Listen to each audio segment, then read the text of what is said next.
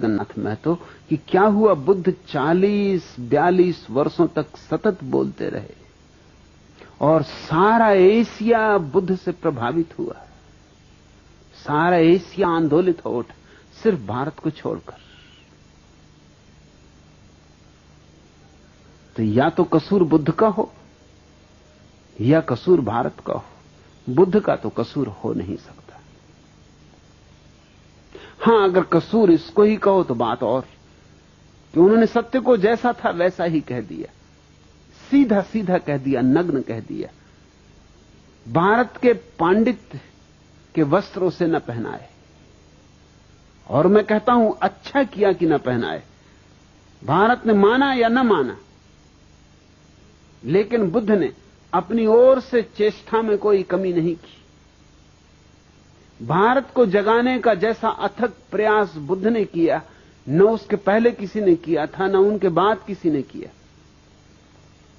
और मैं तुमसे कहता हूं, सत्य के रास्ते पर असफल हो जाना असत्य के रास्ते पर सफल हो जाने से लाख दर्जा बेहतर।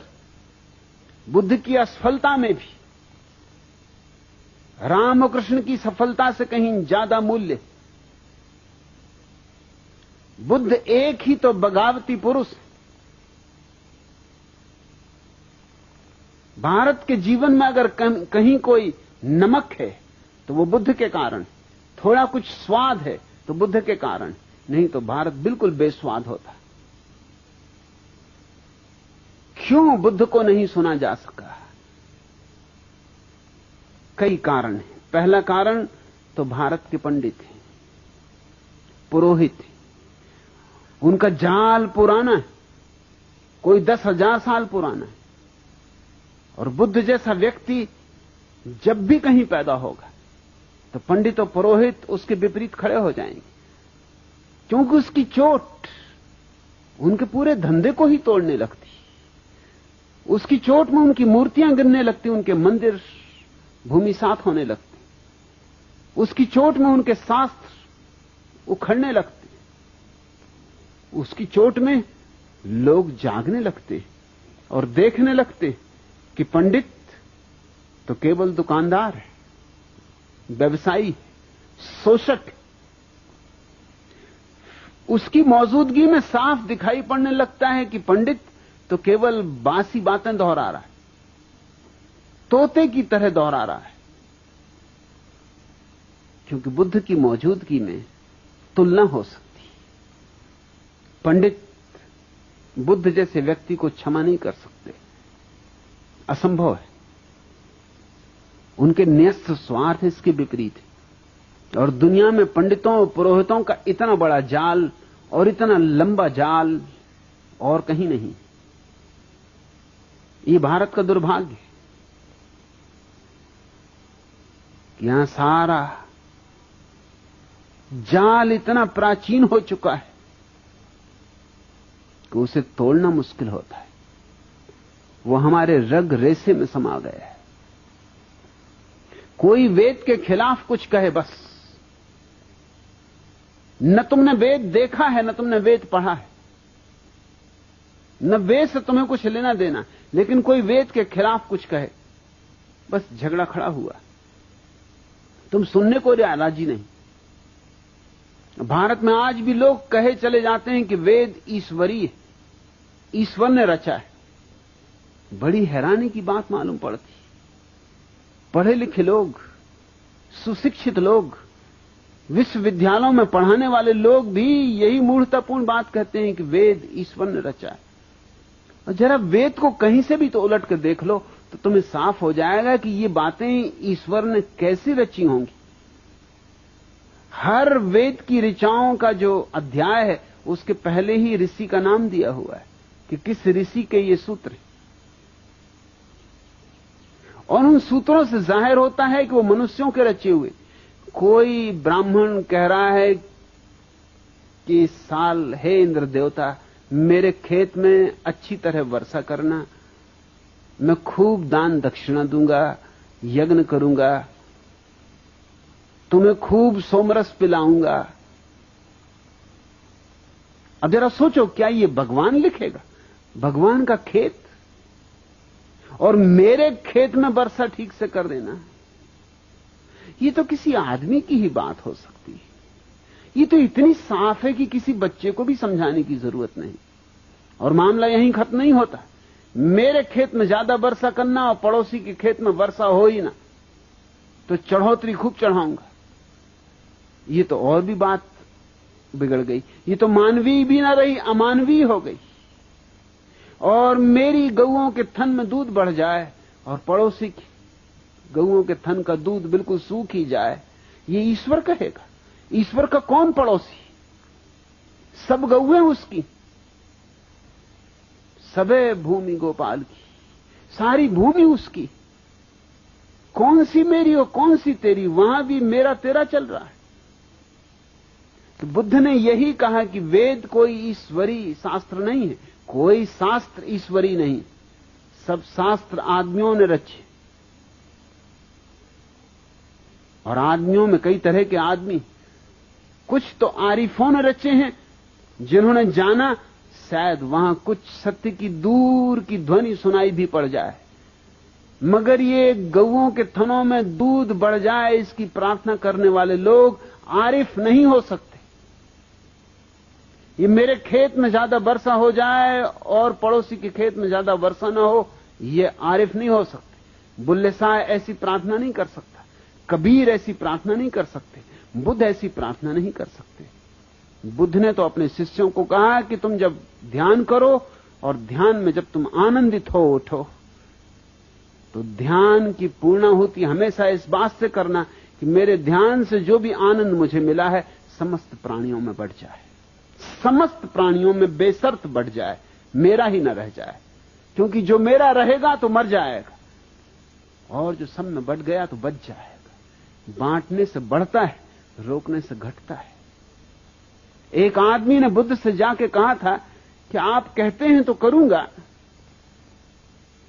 इतनी भर आज्ञा चाहता हूं कि मेरा जो पड़ोसी बहुत दुष्ट, उसको छोड़ के मैं कह सकता हूं कि सबको मिल जाए। मुझे जो आनंद मिल रहा है ध्यान से, पड़ोसी को छोड़ के सारे जगत को मिल जाए, पशुओं को, पक्षियों को, पौधों को, पहाड़ों को, जिसको कहो, मगर ये मुझसे ना हो सकेगा कि इस दुष्ट को मिल जाए, इसको भर छोड़ने की आज्ञा दे दें। बुद्ध ने कहा उसके छोड़ने में ही सब गड़बड़ हो जाएगी, क्योंकि मैं वही मन तो बदलना चाहता हूं जो दोस्ती और दुश्मनी की भाषा में सोचता है, जो अपने और पराये की भाषा में सोचता है, जो मैं और तू के भेद में सोचता है। उस पड़ोसी को तो पहले मिले फिर और सबको मिले, ऐसा तू ध्यान करना। ध्यान जब आए और आनंद जगे तो कहना पहले मेरे पड़ोसी को मिल जाए और फिर सबको। पड़ोसी को पहले मिलनी चाहिए, पड़ोसी है, तेरे से आनंद की धारा बहेगी तो पहले तो उसी को छुएगी, फिर औरों को छुएगी, फिर दूर चांद तारों को छुएगी। और तू कहता पड़ोसी को ही ना मिले, तो फिर धारा बहेगी ही कैसे? यहीं अड़चन आ जाएगी, यहीं पत्थर पड़ जाएगा। वेद ने जो कुछ कहा है वो आदमी की कामनाएं हैं, आदमी की वासनाएं हैं।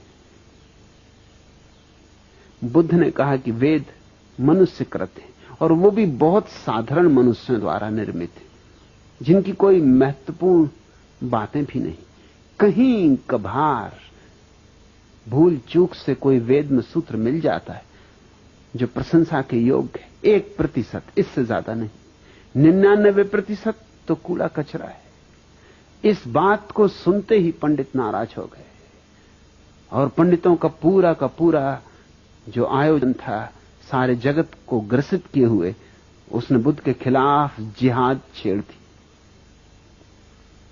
इसलिए बुद्ध को सुना नहीं जा सका, शायद मुझे भी नहीं सुना जा सकेगा।